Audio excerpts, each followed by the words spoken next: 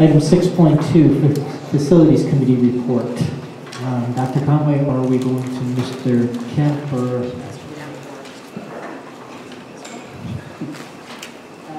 I did take some notes. We did have a lengthy agenda. We did talk a little about the board's item 6.4 that we will get to in a little bit. The issues for school security, I'm going to ask Mr. Picaro if you could address that issue for me, please. Sorry. Through the chair, quite a bit of activity has been happening regarding school safety and security.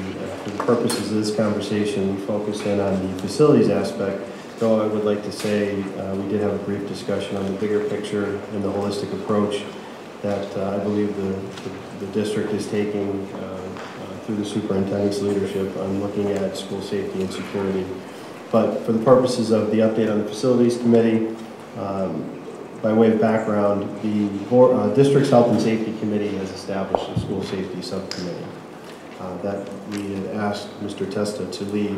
And if I could just briefly mention the composition of that committee, because I think it speaks to the input that we received on the recommendations, which we'll be going over shortly. Again, it was led by Mr. Robert Testa, the principal of Lake Street School.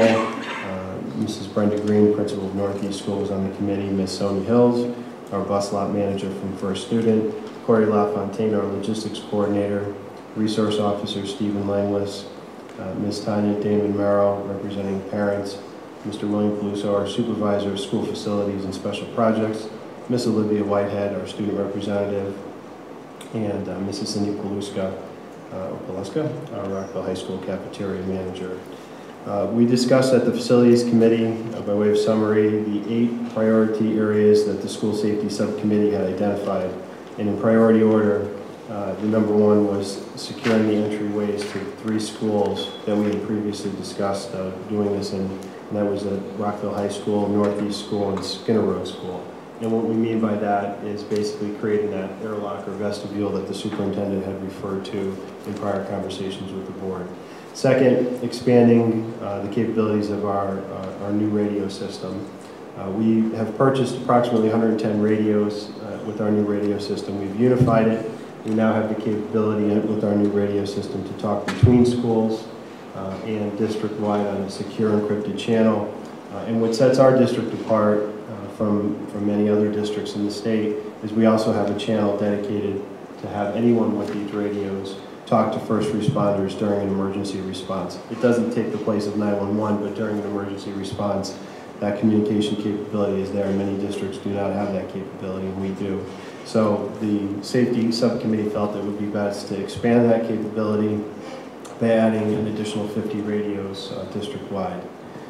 Number 3 on the list was looking at a unified keyless entry access system. We currently have several ways of accessing our buildings depending on the school. It could be an IntelliKey, it could be a traditional key, it could be an HID card reader.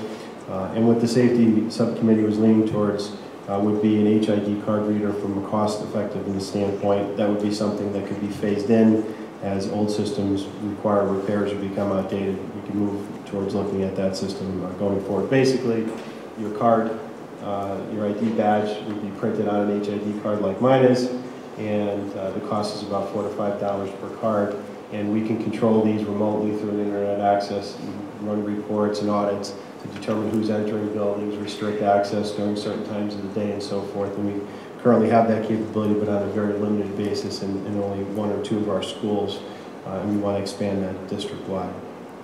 Number 4 would be the installation of panic buttons, starting with remote access panic buttons in the central office of each school, and then expanding it strategically as needed. Basically, the panic button would be you push the button, it directly notifies the police dispatch, and help gets dispatched immediately. There's no phone call, there's no communication like when your alarm goes off in your house, you push the button and police are on their way. Number 5 was safety training. And safety training, looking at it from complete district-wide, including the bus company. So students, staff, and the bus company would be included in our training regimen moving forward. We currently do some training, but the bus company does its own training, and so it was discussed at the board and also discussed at the school safety subcommittee level that would be important. Number 6 is installing Knox boxes in the inside of schools. And if you want to look at what that Knox box would look like, this is something that we have gone forward with the approval tonight of the Facilities Committee. But one of those Knox boxes is on stage. These boxes would be installed inside the front entrance of each of our schools.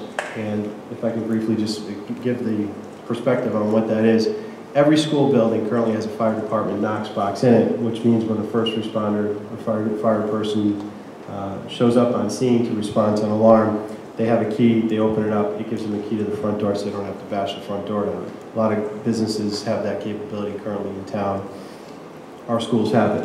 What we're proposing to do, again, this is something that many school districts don't have, but it's based on best practices, is put one of these boxes inside the school so that when a first responder enters, for whatever reason, could be a police, law enforcement issue, could be a fire-related issue, they'll be able to access not only the front door key, but a key to get into this box, which inside the box will be a notebook with all the floor plans of the school, as well as a master key ring, so that the response could be greatly enhanced and those individuals can get around, know where they're going, and be able to access rooms in a much more quicker and efficient manner.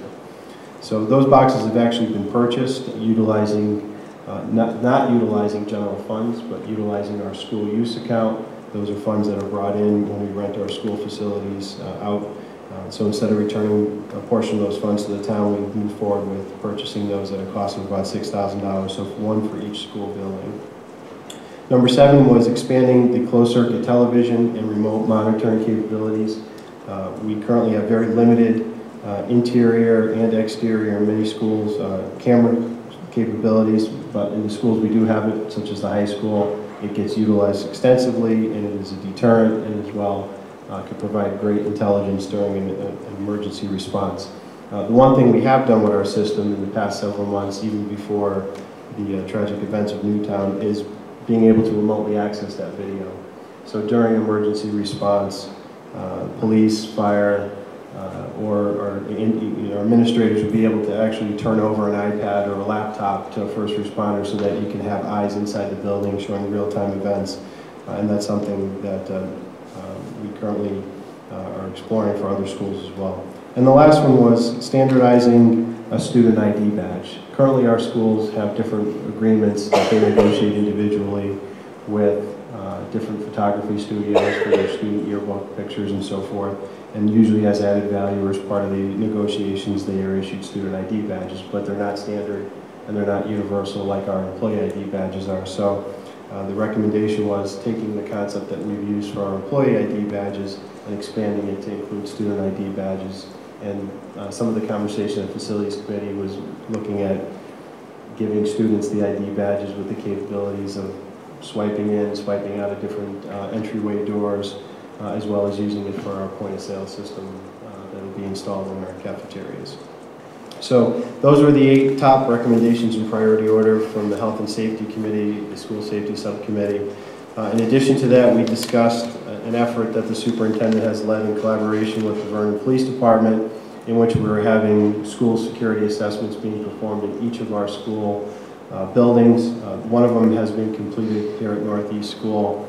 This is a project that's being done through a Homeland Security trained police officer of the Vernon Police Department, and obviously for sensitivity, law enforcement sensitivity reasons, we did not make copies and distribute those to everyone, but here's a copy of the report, and at the Facilities Committee we went through and discussed in general terms what some of those findings were. I can tell you that the findings ranged from the new entryway, which is consistent with one of the findings from the School Safety Subcommittee, to some minor changes to hardening the door and entryways and so forth. But everything that was in this report has been addressed in the categories of the School Safety Subcommittee recommendations. But this process will continue for each and every school, and as findings come up, they'll be shared appropriately with the board, and action will be recommended as appropriate. Thank you. That's a lot of information. Is there any additional information from the Facilities Committee? Go through this very quickly. You have 3 minutes before we have to go to extend past curfew of 10 o'clock. You got it. Request to borrow school equipment. We do have a policy that all requests must be must obtain permission from the superintendent's office, but there's no procedure when groups or churches or whatever request to use our risers or chairs or tables. There's no procedure to check them in, check them out, check quality and all like that. So they brought forward, Mr. Peluso, Mr. LaFontaine brought forward an example from the North Stonington Public Schools. The facilities committee will take this under advisement and will come back with a recommendation on how to implement and use this kind of form. Strong Family Farm, the facilities subcommittee approved a motion to allow the Strong Family Farm to install a gate in the school's fence, conforming to Board of Ed insurance, the insurance policy. I don't know whether or not that needs a full board vote. It's easy enough to do. I'd like to move approval of a gate be placed into the fence that separates us from the Strong Family Farm. Appreciate a second. I have a motion. Do I have a second, Mr. Nicholson? Second. I have a second. I have a motion and a second. Is there any discussion on that motion to add a gate to get into the Strong Family Farm? Mr. Picard. So just to add, there would be no cost to the board for that. The full cost would be offered as in the letter from the Strong Family. Thank you. Then that gate is at no cost to the board. Is there any, Mr. Nicholson? Is there any other discussion on that motion? Seeing none, I'm going to ask motion to a vote by show of hands. All in favor? And that's unanimous. Look for a motion to extend past curfew of 10 o'clock. I have a motion to go past curfew by Ms. Goldich. Is there a second? Second. Ms. Bush, is there a second? Motion to go past the curfew of 10 o'clock. Discussion on the motion? Seeing none, I'll ask. Pardon me? Do we have to set an ending time? The motion didn't set an ending time. A friendly amendment to 10:30. A motion to extend curfew until 10:30. Any discussion? Seeing none, I'm going to ask for a show of hands. All in favor? And those opposed?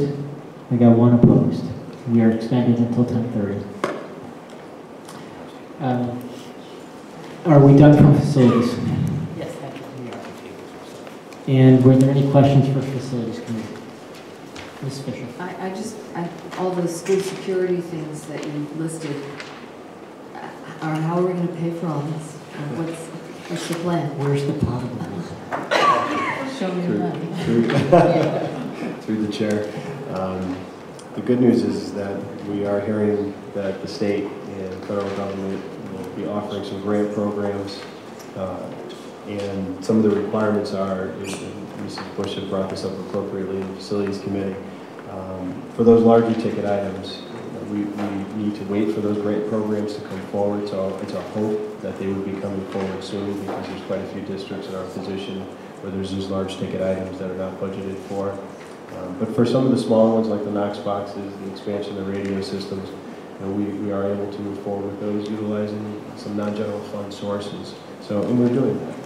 A lot of the other stuff, the training and so forth, we've already reached out to the fire department and to the police department to schedule some training over the summertime that would provide us with some real world experience should we need to use it. So it's a combination, grant and utilizing some non-general fund sources and some things that are free that we can tap into. Any further questions from facilities? Seeing none, we'll move along. This is item 6.3, reports from Board of Ed liaisons. If folks want to move things along, I'd say we probably want to move through this pretty quickly. Okay, we're going to move right over 6.3. We'll go to 6.4, which is feasibility study for special needs and education facilities. Dr. Conway, Ms. Abdul, and thank you. This was a very quick feasibility study.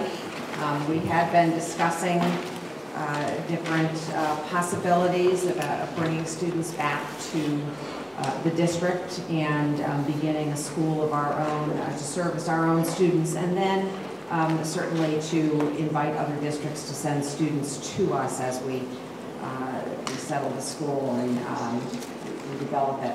So in looking at our enrollment across the district, it's certainly closing one of the 4 smaller elementary schools. Center Road is the largest. So closing some of those schools, we could move students to another school. It would mean art and music on a cart. It would mean that there might be smaller areas that are now used. Seeing none, we'll move along. This is item 6.3, reports from Board of Liaisons. If folks want to move things along, I'd say we probably want to move through this pretty quickly. Okay, we're going to move right over 6.3. We'll go to 6.4, which is feasibility study for special needs and education facilities. Dr. Conway, Ms. Abdul, and thank you. This was a very quick feasibility study. We had been discussing different possibilities about bringing students back to the district and beginning a school of our own to service our own students, and then certainly to invite other districts to send students to us as we settle the school and we develop it. So in looking at our enrollment across the district, it's certainly closing one of the 4 smaller elementary schools. Center Road is the largest. So closing some of those schools, we could move students to another school. It would mean art and music on a cart. It would mean that there might be smaller areas that are now used for reading intervention. But it would also mean that all-day kindergarten could not happen in any of those schools. However, it is possible if we were to close a school at the beginning especially to move all of the pre-K classes from all 5 schools into that one particular school, segregating off the special ed section from the pre-K area. And then that would free up some room in the elementary schools. As I went through and started to do each school and each possibility of closing this school, and I started and I did 2 schools, and then it's all over the place. So moving one particular school might add a grade 4 classroom someplace, but in grade 3 it might allow just to add students. It depends on the number of kids that are in the school and in the grade, and they are truly all over the place. But yes, it would be possible not to close Center Road, but to close one of the other 3 schools. The reason that I did not suggest, well, 2 reasons for Center Road. One, because it's so large and we couldn't fit the students elsewhere. But the other reason for Center Road and the reason for Maple Street are the stairs. There are stairs, and you are restricted to the number of flights that anyone under 3rd grade has for egress from the building. And so in Maple Street School, you know that our 4th and 5th graders are in the lower floor. You know that our kindergartners and 1st graders do have straight egress, either with 1 half flight of stairs or right out the back. And so that was a concern, and so to close Maple would limit our use of that particular building in terms of how flexible we could be. So that's why I didn't suggest Maple, and I didn't suggest Center, both for the size and for the number of stairs, that it would be easier to do it in the other areas. So I will turn this over to Mrs. Buell, who is actually looking at spaces in particular and portions of schools. Thank you. I did ask Mr. Puso to come up with me, and I do want to acknowledge that he is working in collaboration to help to address some of these issues. He has some experience in his prior work in this kind of area, and has contacts that may be helpful if we were to move forward with any one of these options. So if you look at the chart that you have, what we've done is we've tried to look at a variety of options. You know, the option one being close the school, combine, creating separate wings for the special education program versus a preschool program. Each one of these options has pros and cons. Option two was the discussion that we had about around St. Joe's, if we were to be able to use that school. Right at the moment, the priest is in Rome meeting the new pope, so we were unable to confirm what kind of rent that would be if we were to, number one, make the renovations, and number two, rent from him. So we'll be making an appointment next week. It's a wonderful school. It's it's a fabulous setting. There are definitely pros and cons. Mr. Peluso had contacted somebody. You see some reports in there about some of the upgrades that would need to happen. Pretty significant. I might say, might eliminate the option of using that school. Option three, we looked at, kind of just closing a section of Center Road School. Again, as it's the biggest school, we could use a separate entrance. That's another option. Even as late as this afternoon, option four is in my head, and do we look at sectioning off a hallway at Rockville High School using 4 or 5 classrooms there? So, I mean, there are lots of options. I think there are a lot of factors that need to be considered. Number one, what is our, who are our constituents that we need to speak with about this? Certainly we have the possibility of impacting a large number of families and students with option one, and some fewer families with option three. And Mr. Peluso and I had spoken yesterday, day before, Friday, about the possibility of looking at other buildings in the community that might be vacant. So, he had the idea of contacting, I think you called it a broker or a realtor? A broker, but actually I was speaking with Bob Pinehans, and he came up with the talking to the town economic developer, which might be a better idea because that person would already know what buildings are in town and available. And so I think the important piece is if we were to create or renovate a space to develop our own school, there is reimbursement from the state at a 95% reimbursement rate. So what some of these charter and magnet schools or special schools have done is they might take over a space. So again, we'd have to work with the town. We don't buy our own buildings, but there would be a lot of collaboration necessary. But it might be something that, with your support, you say, let's enter into serious conversation about that. And collaborate with the town around purchase or lease of a building that we can start small, build a few rooms, and as we grow, we expand the use of a building that we might be using. So there are a lot of options. I think some are more disruptive, some are less disruptive to the buildings as they exist now. I do believe that we do need to do something. I think even for the programs, for the students that we have in district right now, as well as some students that we might be able to return from out of district. I believe that we can provide as good or better programs than some of these programs that we send our students to. I feel more confident moving forward with a school-based health clinic that we have the appropriate mental health services for students. There have been times when we just did not have the appropriate services that I did not feel comfortable we could meet the students' needs in district without the mental health services that some of these other schools might have been able to provide. So I feel better about bringing some of those students back to district. There's a lot of work that would need to be done. And if I could just speak quickly to the students. When we were talking, we do have a school within a school at the high school that does service our middle and high school students all together at the high school. So what we would be talking about here would be a program that would service our elementary students.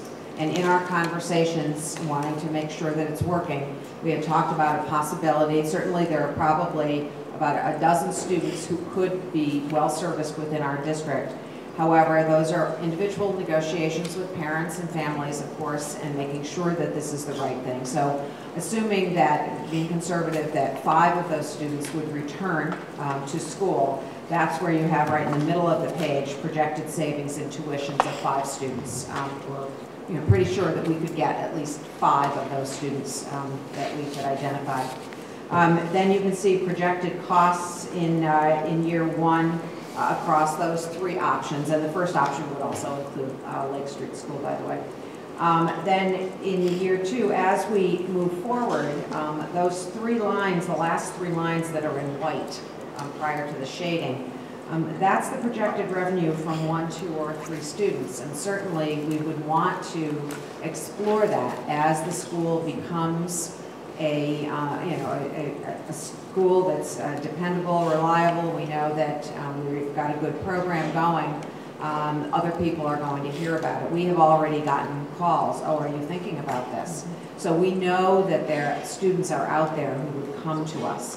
Of course, as students come, your staff costs go up considerably as well. So that would be another thing we would need to talk.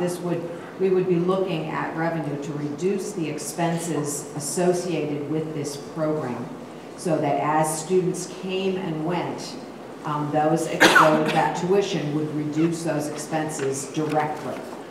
If we lost 10 students in a year, we would reduce the staff. If we gained 10 students in a year, we would have to increase the staff, and so that tuition would have to go directly to that expense, to this particular program. So there is a possibility, certainly, to reduce our expenses, to bring students back to town. That would only be the beginning. If it was a whole building, we could bring back a number of students as we went along.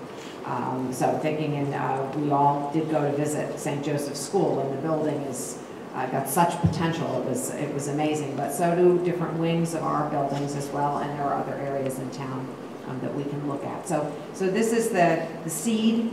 I think that the plan is, it will develop, and I think that we do need, as Mrs. Buell said, we do need to go that way. We do need to start creating spaces for our own students. Questions? Ms. Arden and Ms. Bush. I move that the board direct the administration to continue to move forward in researching options for special education students in Vernon. I have that as a motion. Is there, Ms. Fisher? I have a motion and a second that the administration continue to proceed and investigate this further. Is there a discussion on the motion? Mr. Kemp.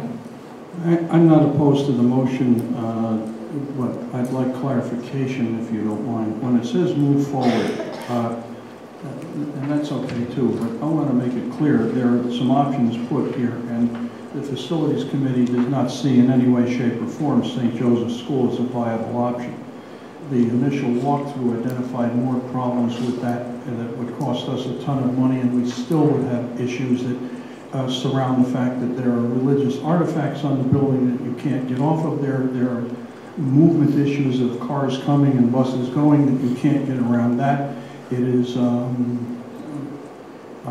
those 2 items alone would be problems, even if you dealt with all of this physical structure issues and made it ADA compliant and HERA code compliant. So the St. Joseph School, we do not feel is anywhere near viable, nor is reoccupying the Talcottville School. The Talcottville School years ago went to a bonding referendum to just deal with the structure itself of $2.4 million, and it was defeated in bond. So that is not an option in our opinion either. If there are buildings that realtors come up with, I don't know, I guess we could explore those things, but to look at least one of these options right here, it would be a false expectation. Ms. Bush. One school that hasn't been mentioned is VCMS. We've spoke about the enrollment in VCMS being down, and there might be a possibility of an area there that would meet our needs as well. We've spoke of how there might be some room, because we used to be, what was it, David, about 13,000 students, and now we're 13,000? No. excuse me, at the middle, We never at the had middle 13,000. school. I didn't say 13,000. There was approaching 1,000 at one point. Right, and we're way down from there, so there might be some room there that we can explore.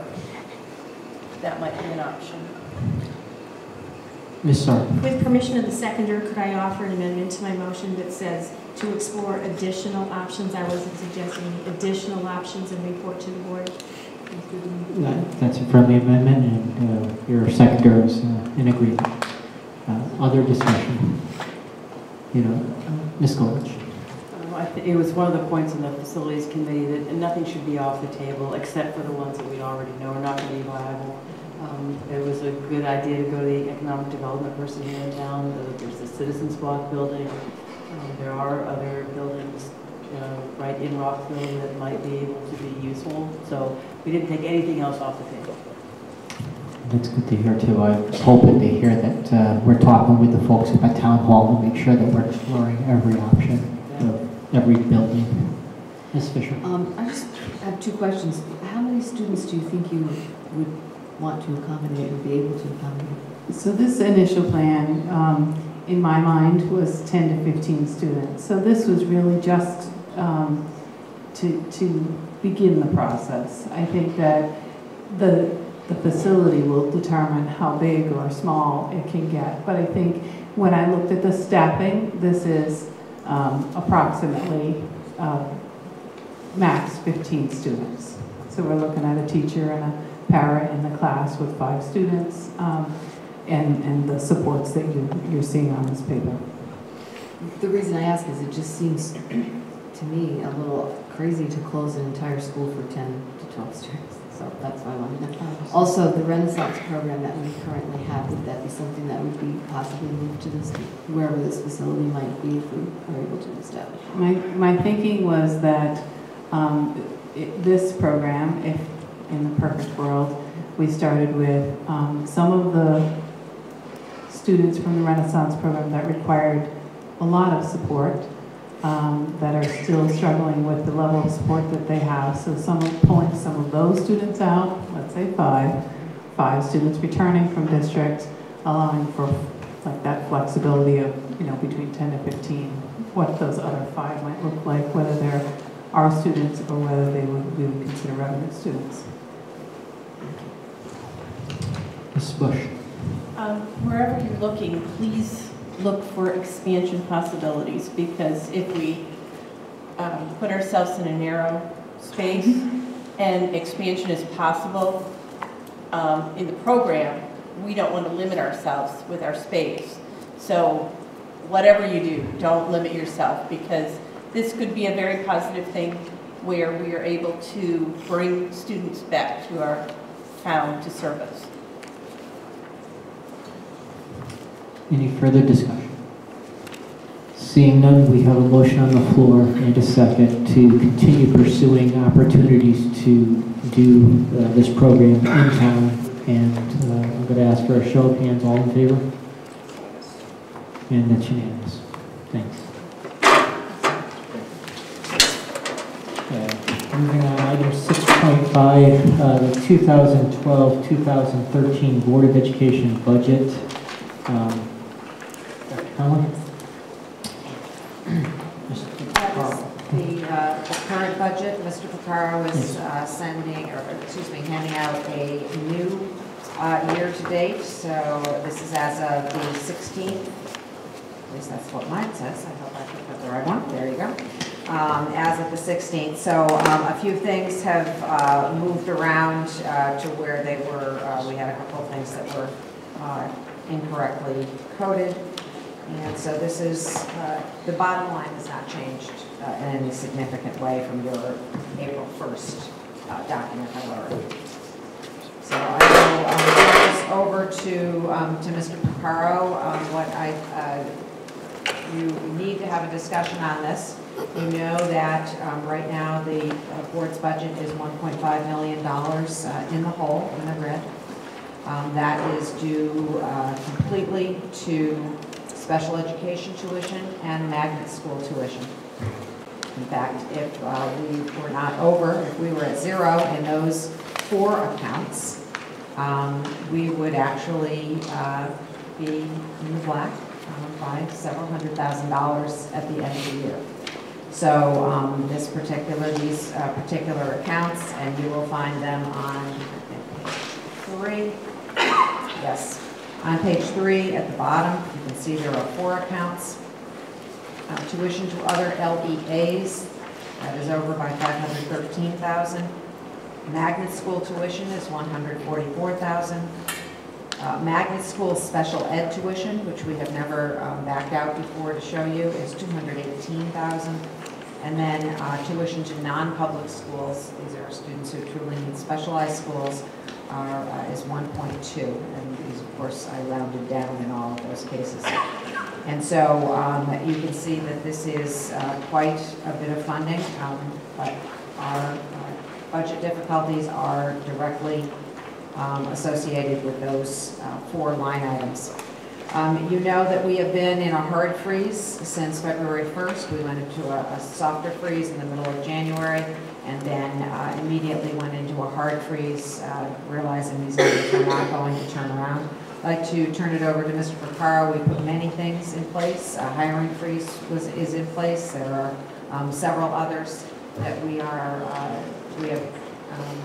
things we've put in place to ensure that we do not go any further into the red. Mr. Picaro, did you want to share that with us, please? Through the chair, as Dr. Conway has stated, we have tightened our internal controls. Literally each and every purchase requisition from staff I have to touch, and also quite a few of them don't get processed because we have to make the determination and the decision that this is something that may not be purchased for this year or next year. And so that's something that's been in place for since the hard freeze went into effect on February 1st. I also like to point out that we have worked, I think, very diligently in maximizing our current revenues, specifically in the Medicaid reimbursement realm, and you've heard us say this before, but I'd like to reiterate it. We typically, in several years past, have been bringing in on average between $30,000 and $40,000 in revenue. This is revenue to the town. This year we're expecting, with a new system and vendor that we're utilizing, to bring in somewhere between $200,000 and $250,000. Along the same lines, we have worked tirelessly with a consultant to maximize our school construction bond funding, both on current reimbursements and future reimbursements through legislative change. Again, we've talked about that on the board, but that's to the tune of about $2 million that goes to the town.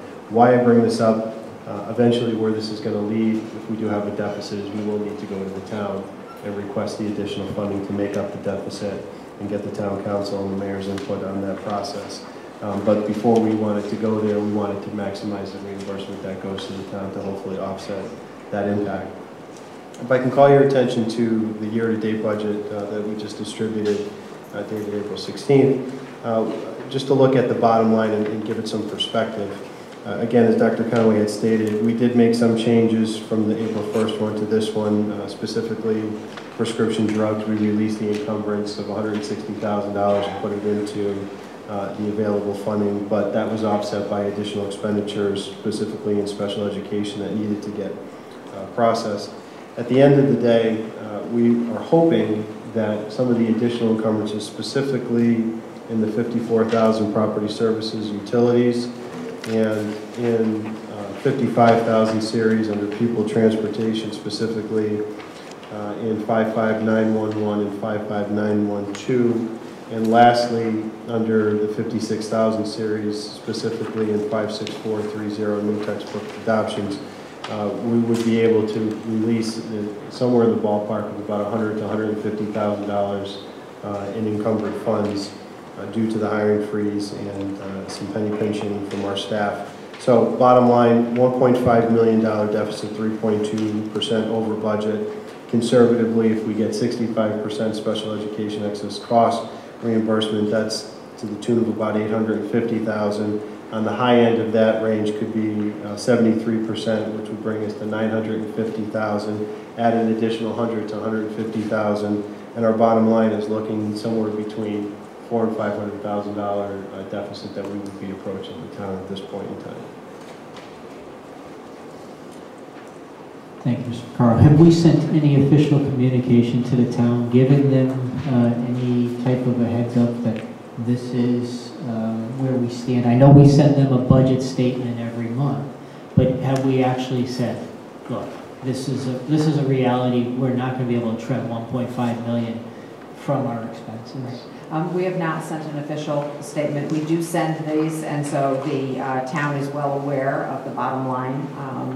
And so until the board really, directs us to communicate in that way, because we would be doing it on your behalf, I would wait for that. I know that it is our hope that we will get a very real number, probably at your first meeting in June, which would mean that we would go, or request that we would go to the town council at their second meeting in June. I know that's very tight, but I certainly don't want to ask for more than is necessary. I think we need to be doing this, but with the board's permission, I think it would be appropriate to send a letter to the mayor and the town council indicating where we are, the measures we've taken to preserve to not go any further into a deficit, the things that we've done to increase revenue to the town this year, and what, as Mr. Porcaro said, I don't see any other way but to end up going to the town council to let them know that is an expectation of the board. But I would be looking for the board to direct us to do that. And I agree. I think that it would be prudent by the board to make that motion, because, I don't know if any of the people who are sending us emails are including town folks on the emails, but we've been seeing emails recently that schools are out of paper, that students are being asked to bring paper to school because they don't have the paper, they don't have copy or paper, and I'm just worried that the wrong message could be out there. And if we could address that, we also did get an email from a parent, and there were teachers who did not realize that we do still have tissues. We're not ordering a whole bunch, but we do have tissues, and so the teachers in that particular school were asked to stop asking their students to bring in boxes of tissues. Another school did say that they were running out of copy paper. We do have enough copy paper. We're not ordering cases and cases of it. We're ordering exactly what we need, and we're distributing exactly what we need. And so we're not copying willy-nilly, just copying everything. We're trying to be very prudent in what we do and trying to send home as many electronic backpack messages as we can, as opposed to making copious copies of things. We will make copies. Ms. Goldich. What was the timing of the 65% reimbursement? When does that come in? The town has received the first check. We won't know until we receive the second check exactly what the percentage is. So we're forecasting low at 65% conservatively, and we're hoping that the second check will come in and boost us up higher than that. So it does not come until the end of May usually. Thank you. I've got to hold this up again. We're at 10:30. We have to take some action to extend our curfew beyond 10:30. Does anybody wish to make a motion? To go beyond 10:30? To go beyond 10:30. We have a curfew at 10:30. Yeah, I think we need to. And are you making a motion that we extend? Yes. Until? We could put another half hour on it if you want, but I think we have work to do. It's our rules. We have to abide by them. So motion to extend until? 11 o'clock. 11 o'clock. Do I have a second? Ms. Arndt. I have a motion to extend till 11 o'clock. Is there any discussion? Seeing none, all in favor of extending till 11 o'clock, please signify by raising your hand. And those opposed, we got it, 4-2. We're extended till 11 o'clock. Ms. Arndt, you have the floor. I move that the administration communicate with the mayor and the town council about the state of our budgets with explanation why and an advance notice of a request that will come to them. I have a motion to communicate with Town Hall regarding the situation that Dr. Conway described and the steps we're taking, and that we expect that we're going to have to be coming. Mr. Kemp, is that a second? Yes. I have a second. Is there any discussion on the motion? Seeing none, I'm going to call for a vote by show of hands. All in favor? And those opposed? I show one opposed. Motion carries.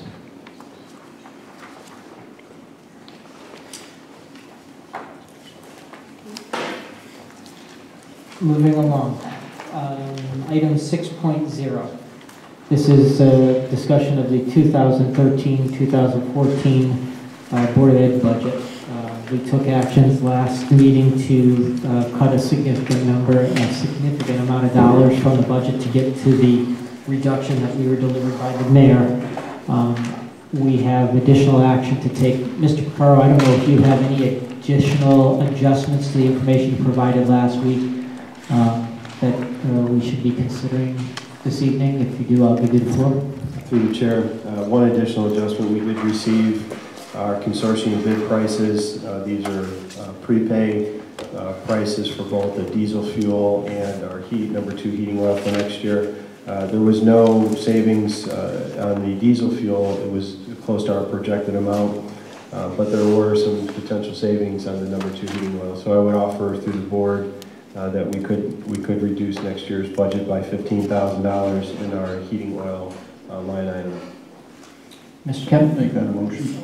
I have a motion, Mrs. Sarn, I have a second. And any discussion on that? Seeing none, I'm going to call for a vote. All in favor? That's unanimous.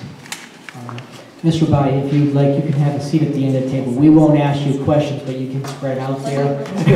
We won't put you on that, but we give you room to write. Appreciate it. Thank you. I want you to feel comfortable there. Okay. This is our opportunity to take further action to get down to the number. There's a lot of folks here. I notice half the council is here this evening listening to us. Ms. Sarn, you have the floor. I'd like to make the motion, if that's proper, but if I get a second, I'd like to address it, please. You have the floor. Okay. Our deficit is about $800,000, maybe a little more, to get to the 1.5. Okay. I'd like to move that the board reduce the budget by $810,000 in the IT account. You know what? Our bill to the town for our share of IT costs. There's a motion to reduce the IT account by $810,000. Is there a second? Ms. Goldge.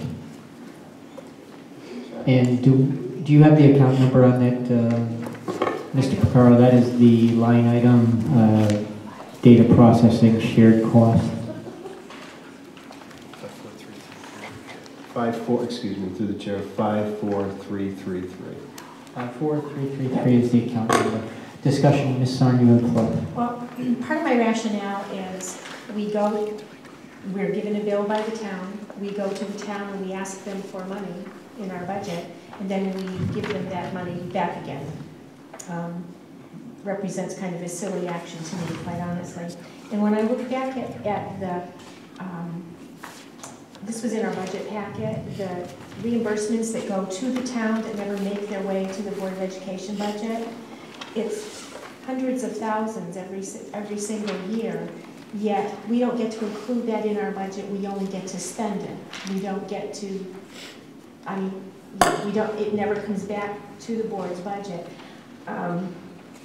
Last year, the tuitions payments that the town received were in excess of $500,000, and that's pretty much what a low being $417,000 and a high being $623,000. So that's a lot of money that is revenue generated by the board that we never get to see. The town gets to apply that, in essence, to their budget, and we just continue to pay it out of ours. So I think that we know we're up against it in tuitions, special education, and magnet schools. We're going to be up against it next year. There is no wiggle room. I think we need to request the start of a new process, a new way to think when dollars are so tight that it needs to be acknowledged that we are actually revenue makers, that we create revenue. We just don't ever get to see it or spend it. And I think it's time to think in those terms and make a request of the town to pay that bill, or start passing through the revenues that we generate. Other discussion on the motion? Mr. Carr. Through the chair, just a clarification, 53339, my apologies. 53339. Thank you.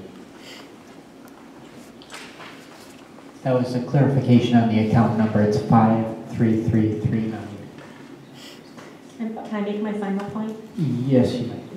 That I started at $810,000, which is the entire bill, because it lines up with our need, with our shortfall. I think it's a place to start the discussion, and anything less than the 810 would certainly work to our advantage. But I started here because it closes the gap. Is there any, Mrs. Fisher? I just have a question for Dr. Conway. I believe that you had sent us in Friday notes something you had consulted our lawyer about this, possibly not paying this. Yes, I actually, one board member had asked just this question last, through the chair, I'm sorry, had asked just this question, and so when a board member asked, I send it out to everyone because it's information for your budget. And Attorney Dorsey had indicated through that the charter indicates that this is a bill that the board will need to pay. And so that if the board chooses not to have any particular service which is designated for the board in next year's IT budget, then the board could back that out and say we're not going to pay for that and drop it by that amount, such as the fiber has not come to this school yet, and the fiber has not gone to Skinner Road School yet, and at Lake Street, but that's not for next year. It's for the other two schools this coming year, 13-14. So that would be an example of what could be backed out, but the cost of all of the technicians and the servers and all of that kind of thing is a bill that will need to be paid by the board.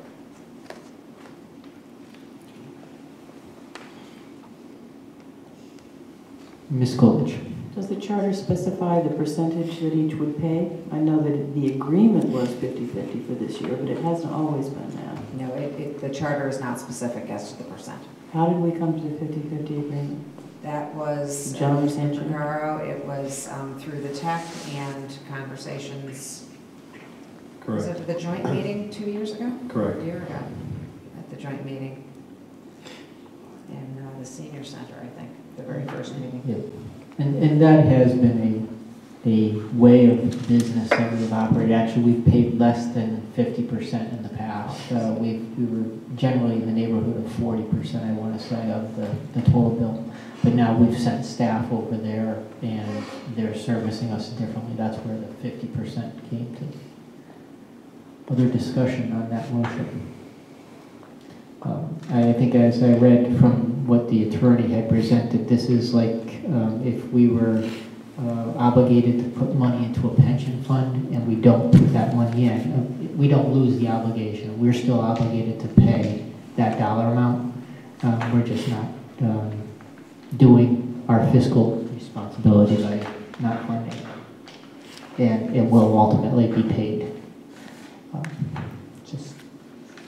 So how do we make use of the revenue that we do bring into the district? Well, this motion is not talking about the revenue. This motion is talking about the monies that we pay towards data processing. I think the revenue is a different topic that we have to take up. I don't know where we start that discussion. I mean, it's got to start at town hall somewhere. Well, I would think it would come, it needs to start with us, come as a request. Exactly. Michelle has the figures, we know how much revenue we brought in over, how many years do you have? Beginning in 2001. So what's the total amount, do you know?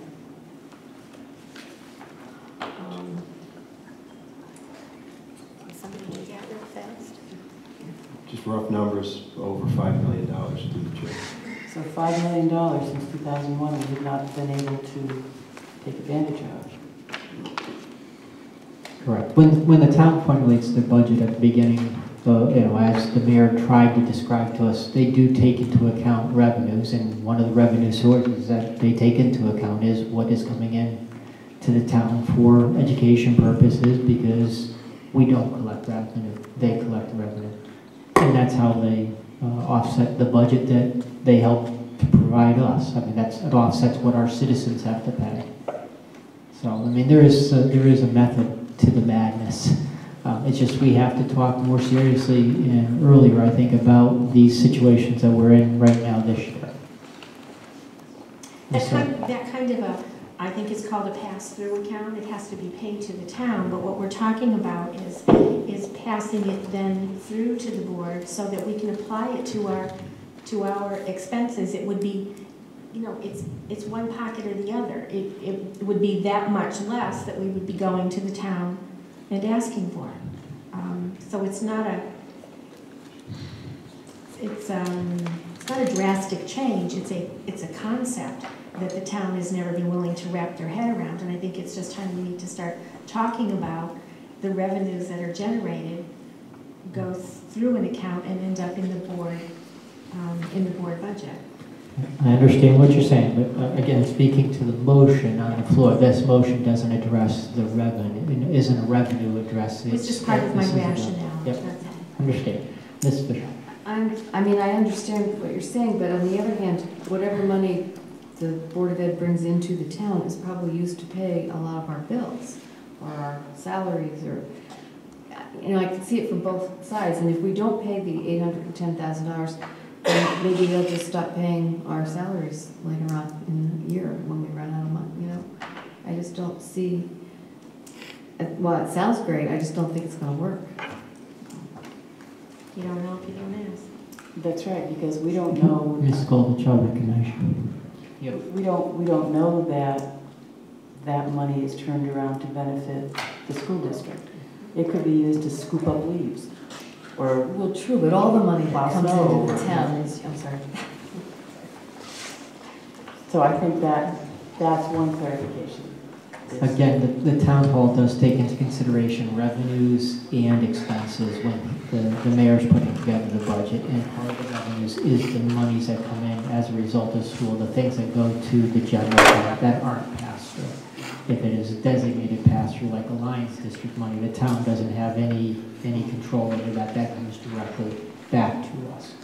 So they do take into account revenue. I mean, that is how you work your budget. I mean, we're not feeling it right now because we're in a negative situation, but it is considered.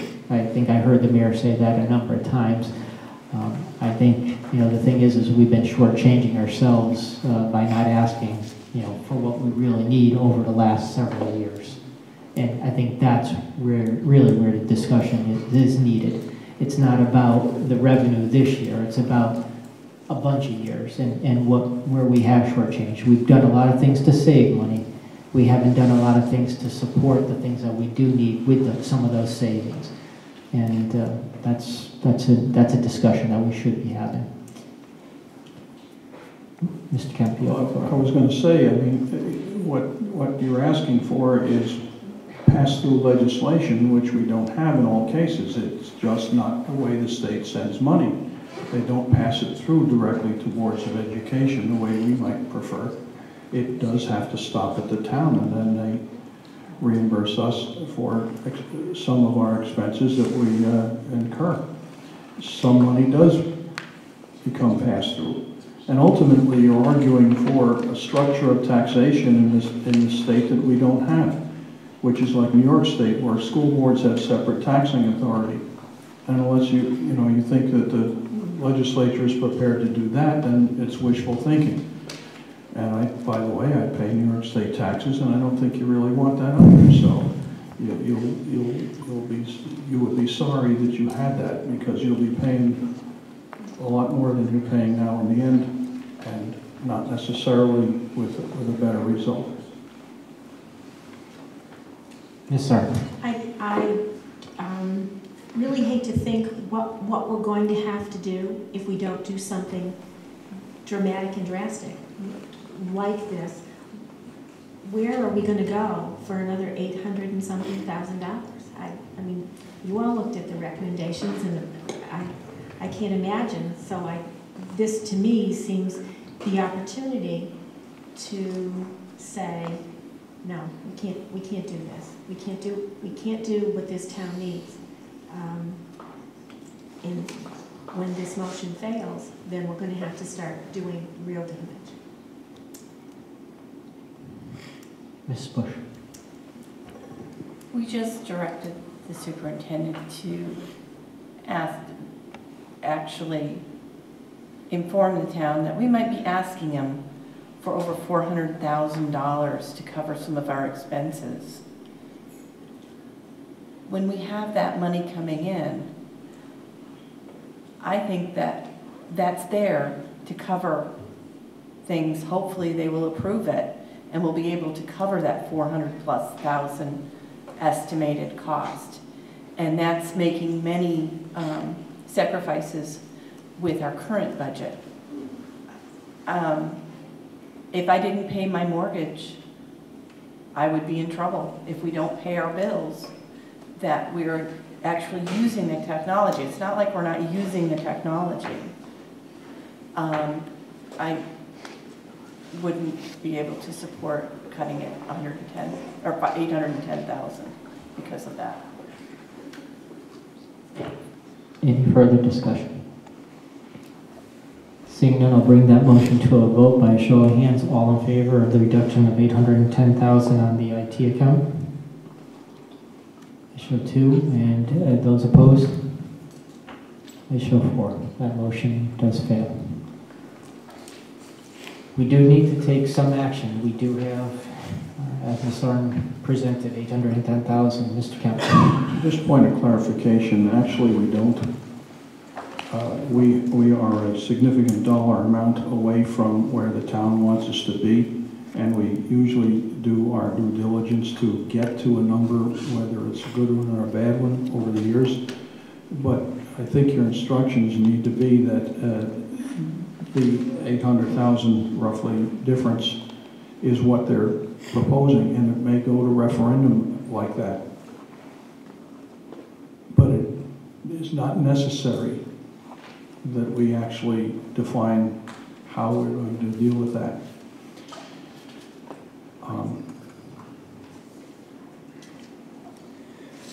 I'd like to go on to something else. With regard to all-day kindergarten, the dollar amount is still identified here. So Mary, I'd like to ask you, it's $569,000. Now I've kind of forgotten all of the time we've been doing this. Is a motion necessary?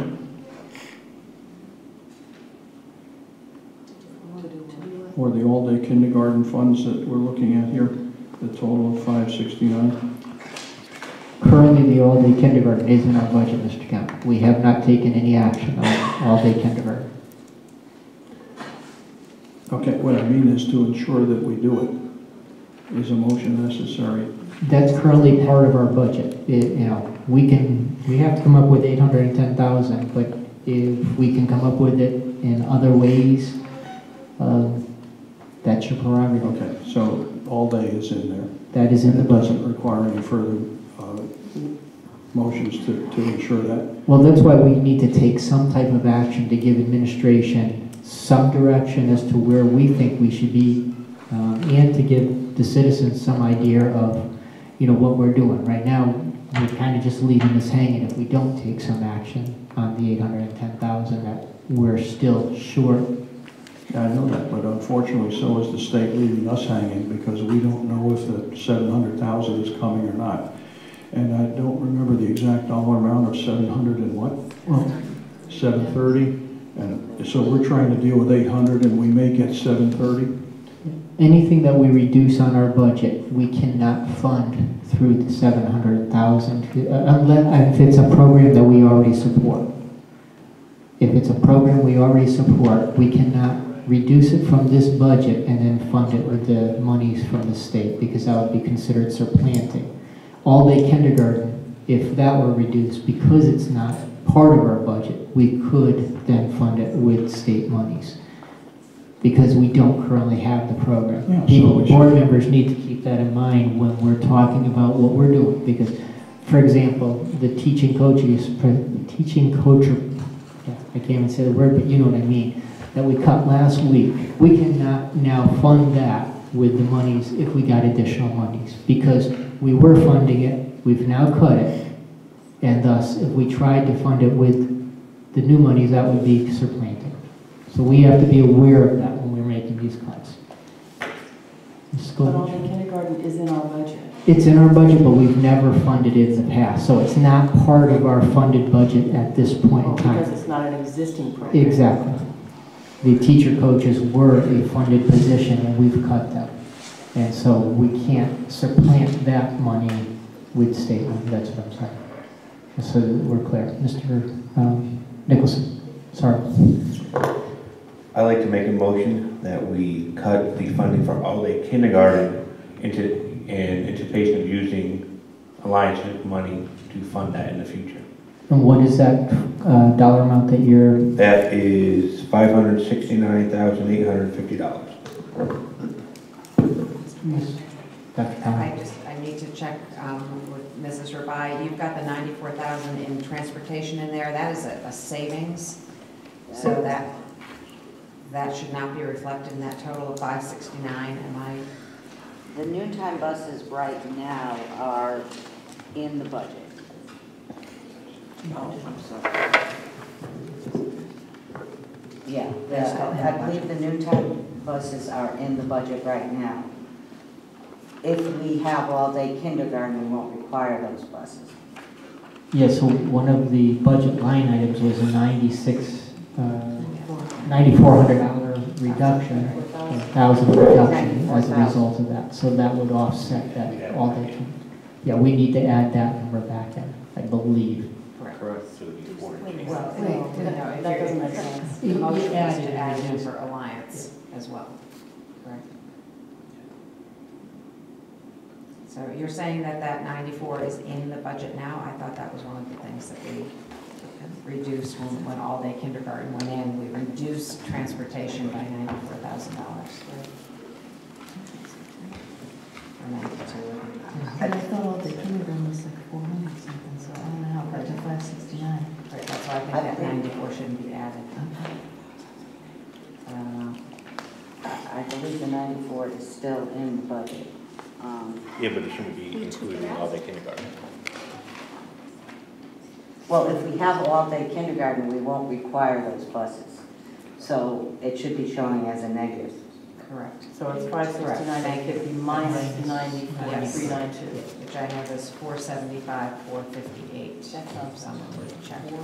475, 458 is what I have here. That's what I expected. Yeah. So that would be your proposed motion, Mr. Nicholson, for course. Amend the motion to a dollar amount of $475, $458. And do I have a second on that motion? Ms. Fisher's second motion. So a motion and a second to reduce 475, 458, the all-day kindergarten. Ms. Arndt, you have the floor. I can't support it because it's such a risk. We don't know that we're getting any more Alliance funding. I'm afraid if we take it out and the Alliance funding doesn't come, we're never going to get it in there. I can't stand risking all-day kindergarten on a what if. Other discussion? Ms. Bush. May I ask Mr. Beccaro about the status of the Alliance District's extra money? Mr. Picaro, if you have any additional information or in crystal ball. Please do tell. Through you, Mr. Chair. Appropriations has passed their budget. While we haven't seen it yet exactly, we did receive some information today from the Connecticut Conference of Municipalities indicating that the appropriations budget for our additional ECS money, this would be our alliance money, is $730,603. That's out of appropriations according to CCM, but needs to still be verified directly by the Appropriations Committee. Though I believe CCM's information is accurate, we would still want to verify and do our due diligence. So the difference is about $38,000 less than from the governor's proposed budget. So this is not a final. There is still some risk involved because it still has to go through the legislative process, but it has gone one step closer to becoming codified in the state's budget, and it only was reduced by $38,000. So that is a good sign that we will get close to that amount of money. Okay, Mr. Carl. Other discussion? Ms. Fisher. I just want to clarify the motion. I believe you had said to reduce it by $475, but I also thought part of the motion was to use the Alliance District money to implement all-day kindergarten, correct? Just want to be sure. Ms. Goldich.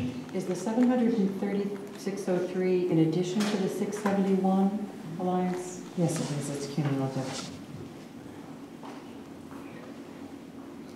Yeah, you may not have been privy to that information. What we heard a couple of weeks ago, I'm sorry. This is an incremental. They're saying this year they're going to implement it. It's suggested that it will be implemented the following couple of years as well. So the first year was 671,000. And this is on The top second year is of going to be 730. It's going to be 1.3 altogether. Yeah. And the third year will be about 2 million. That's what we're hearing. If the budget passes through the legislature, this is all A big if. Yeah. Mr. Picaro. Through you, Mr. Chair, I think Ms. Goldich raises a good point. Even for consideration, the motion should probably state the additional Alliance District money, so there's no confusion that this would be coming out of the 671 in the original appropriation that we're expecting. We're okay with that amendment? Yes. So, any other discussion on the amended? Mrs. Bush, then Mrs. Arndt. We've talked about risk. I truly believe, like Mrs. Arndt, that this is something I do not want to lose. Can you give me a feeling on the risk? This is, like I said, this is something I really, really want to bet all my cards on, that we will get this money, we will have full-day kindergarten for Vernon. Come on. Through you, Mr. Chair, if I may. Yeah, from my experiences, for this budget to make it through appropriations with such a small reduction and considering the majority at the House and the Senate, I believe we are going to get additional ECS money. It may get further reduced through the legislative process, but my expectation would be that it should at least cover all-day kindergarten, the numbers that we were talking here. Okay, since we're coming up on 10 seconds before our curfew, I'm going to call that motion to a vote, unless we want to put a motion on the floor to extend curfew right now. Seeing none, I'm going to ask for a show of hands. All in favor of reduction of 475, 458, and directing those funds to come from Alliance District? All in favor? And those opposed? I show the motion carries 4-2. And do I have a motion to extend curfew? Mr. Kelly? No, you don't. I just... Okay, then I'm going to declare this meeting done. It's 11 o'clock. Motion to adjourn. And second, we are adjourned.